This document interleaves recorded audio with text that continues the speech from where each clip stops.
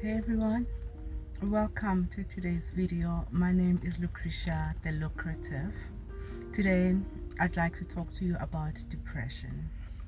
Well, don't mind me, I'm having my breakfast and anyway, so I've suffered from depression all my life, really, throughout primary, all high school, tertiary, and all my 20s. And I mean, if you've had depression, you know how you can spiral between days. There's no 2 days that are the same, and you sort of like are not really in control of how you feel every single day when you wake up. My depression really stemmed from my childhood trauma, and I'm sure all of us have trauma. I'm sure you guys have your trauma stories, and trauma really does depend on how you choose to perceive it, how you respond and react towards it. And the way I responded towards it was detrimental, self-sabotaging. I just wanted my whole life to be erased and to get a new life, basically. But today I'm proud to say that I've been depression free for 10 years, for over 10 years, and I want to share with you the tricks and tips that I used. When I was 18, I was admitted at Rent Clinic in Joburg. I was studying music, and Joburg winters can be really harsh, and I stayed in Midlands, and back then they used coal stoves, and you know, the mines, there's sometimes dust and everything, and I'm allergic to dust and smoke and stuff. So I got sick, my immune system crashed, and then I got depressed. So I was admitted, and my lecturers made fun of me when I came back after 2 weeks. They were like, how could a young child such as yourself, bubbly, be depressed? I mean, you don't have problems. What's wrong with you? Get over it, move on. I mean, back then, depression was frowned upon. It was a taboo. Nobody really spoke about it like we speak about it today. So anyway, I was on meds. I think I was on Zoloft, and those meds made me forget pieces, little bits and pieces of myself. I forgot lyrics to songs. As a music student, I needed to know a lot of songs, but I forgot lyrics to songs. I forgot so much. I forgot people's names, places, memories, and stuff. At Rent Clinic, every single morning we attended occupational therapy, and we did a couple of exercises. I want to share those exercises with you, and I hope they will help. So if you suffer from depression and you've never really been admitted, or you've always went for therapy where you spoke and you never had practical exercises, things that you could do to calm yourself down, these will definitely help you. So the first exercise is the counting and breathing exercise. So basically you close your eyes and you breathe in through your nose and breathe out through your mouth. I'm recording in the car and people are passing, so I'm a little bit uncomfortable. Okay, let's do this again. So you close your eyes, breathe in through your nose, count to 4, and then breathe out through your mouth, count to 6.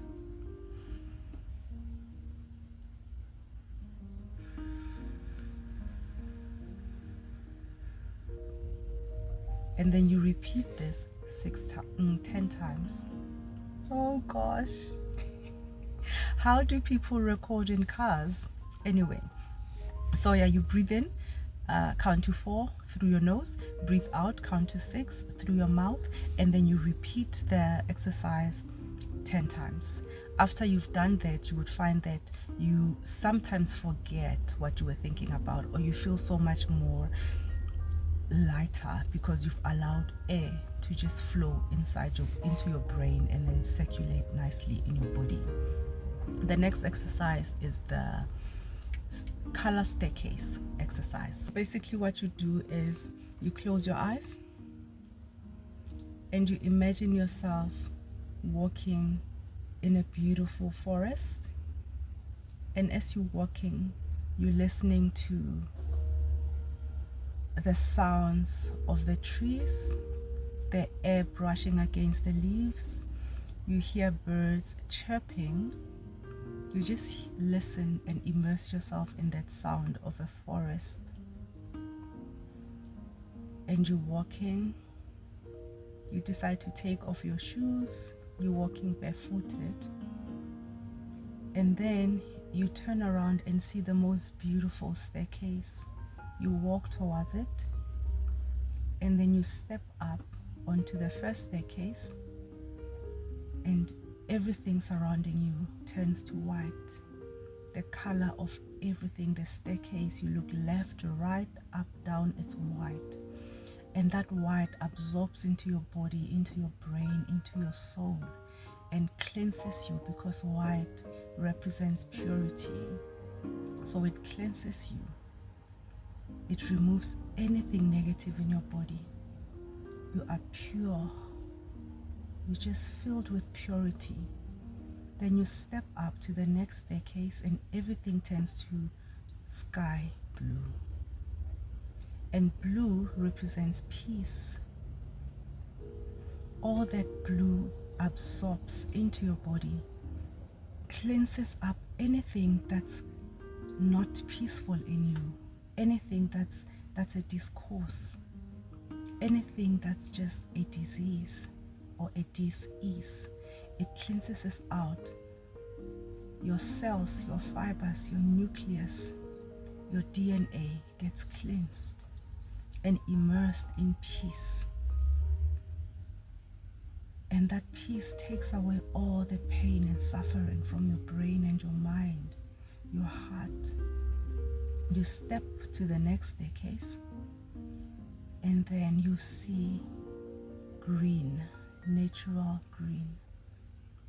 It looks like the most magical garden, greenery you've ever seen. This green comes upon you and it grounds you back. It helps you to become the natural person that you've always been. And then you step up to the next staircase, it's yellow. And yellow represents youthfulness and energy. All that youthful energy gushes inside you. Your cells are rejuvenated, your brain cells are rejuvenated, your neurotransmitters, chemicals and everything, your physiology, your hormones are rejuvenated with youthful energy, and you're feeling yourself. You are happy, you are rejuvenated, you are energetic. And then you step up to the next staircase. This time you choose a color. Whatever your favorite color is turns into that staircase. You immerse yourself in that color. Attach meaning to that color. Let it be beautiful and unique to you. And then you walk towards the forest and you realize that this time the forest is more beautiful, more vibrant, more majestic. And you're feeling the breeze. There's some waters nearby. There's a waterfall, and some of the water sprinkle and touches your skin, and it feels so cooling. And then you see a beautiful bench. You go and sit on that bench and just admire this forest. You stay there for as long as you want, 5 minutes, 10 minutes, 30 minutes in quiet solitude, just looking, visualizing and imagining the beauty of the forest, hearing the birds chirping. You hear this heavenly music just coming out of everywhere. It's calming.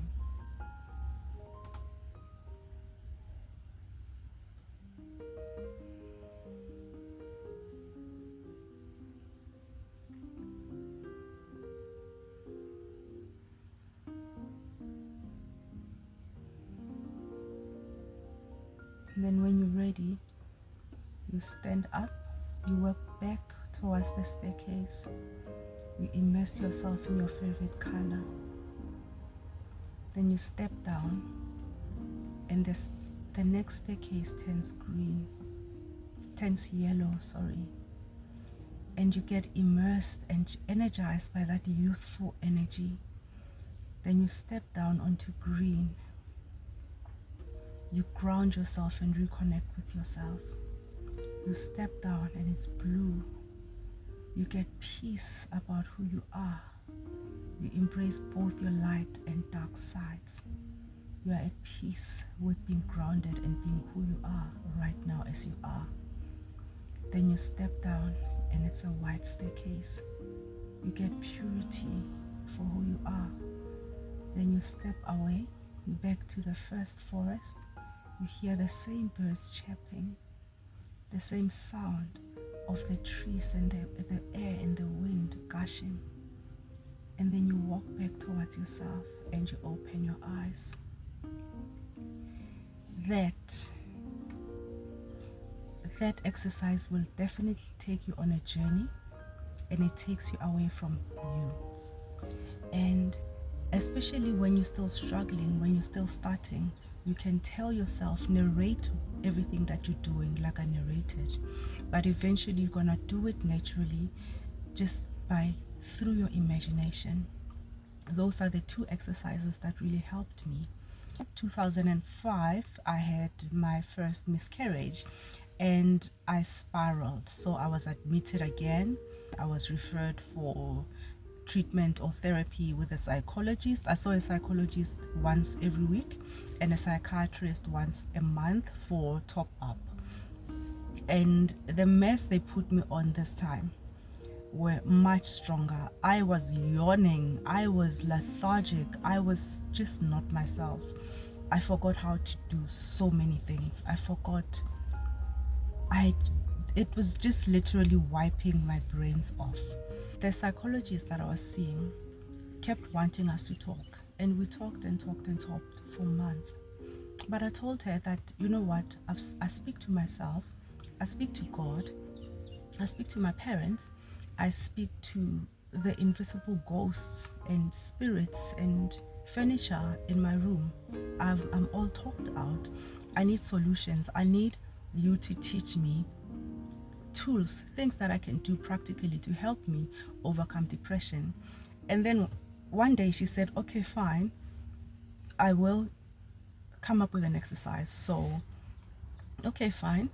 I was excited. I went to her, and then there she was like, okay, close your eyes. So I closed my eyes.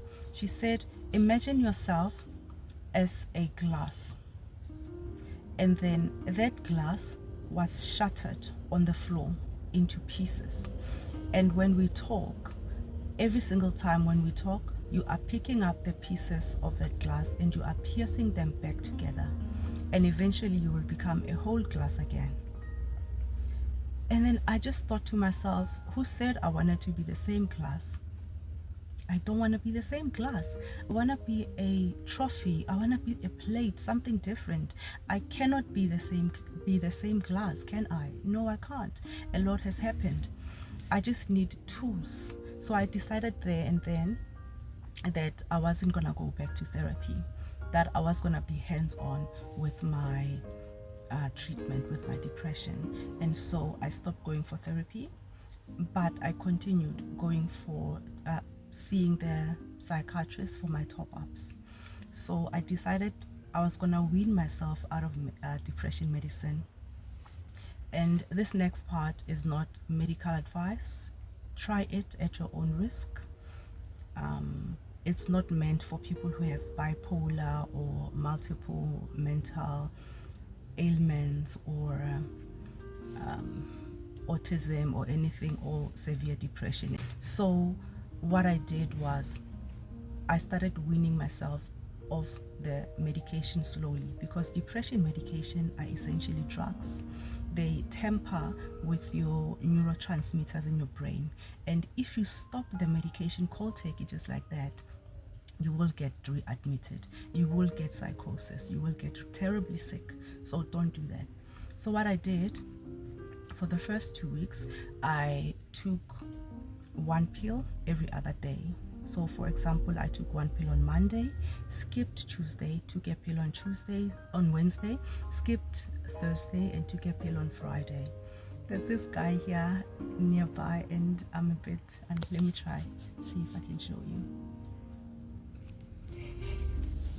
But anyway, I closed my windows and it's hot. Anyway, so I did that for 2 weeks.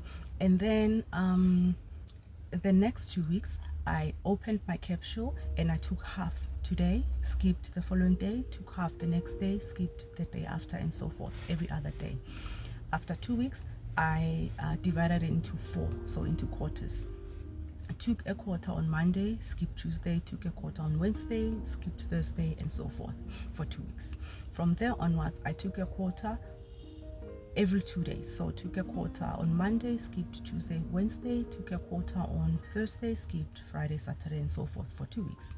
From there onwards, I took a quarter once a week. But I always kept my depression meds in my bag just in case something happened and I needed an emergency top up. Luckily, I never did need one. So eventually, I took maybe one quarter once a month, and then eventually I just stopped taking them, and a couple of months went by and I threw away the box. This was the last time I took depression meds was 2007, and I've been okay without them until today. But there are things that I do to help maintain the balance. I don't drink alcohol. If you drink alcohol and you are prone to depression, just observe yourself.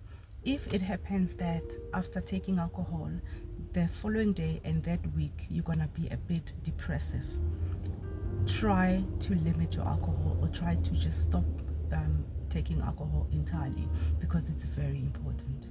But if you find that when you drink alcohol there's no difference, then I suppose you can drink it. The second thing I avoid is coffee. I don't drink coffee much. If I have to drink coffee, I'll take it in the morning before 11 a.m. and then anything afterwards will just rile me up or make me anxious or give me insomnia. The third thing I do, I avoid sleeping tablets. I once took sleeping tablets and I slept for 4 days. And when I finally woke up, I was down the whole, maybe for 2 weeks. So I don't take sleeping tablets at all. Ooh, I'm boiling. Let me switch on the aircon. Let me switch on the car. Yeah, and then a bit of aircon, because it's hot in here. Oh no. Okay, it might get a little bit loud, sorry about that. And so another thing I avoid is any medication, herbal preparations, natural or homeopathic preparations that enhance or affect the mood. Things like, is it ginseng, St. John's wort, chamomile tea, and so forth. I avoid them like the plague. And so anyway, after I took I weaned myself out of depression meds, I still needed tools to use to overcome the depression. I still suffered from depression. This was throughout my 20s. And so I used the breathing exercises and the colored staircase, but it was still not enough. And then I implemented the practices, no alcohol, no coffee, and so forth, but I still needed tools. And so one day, something came to me and it said, okay, fine.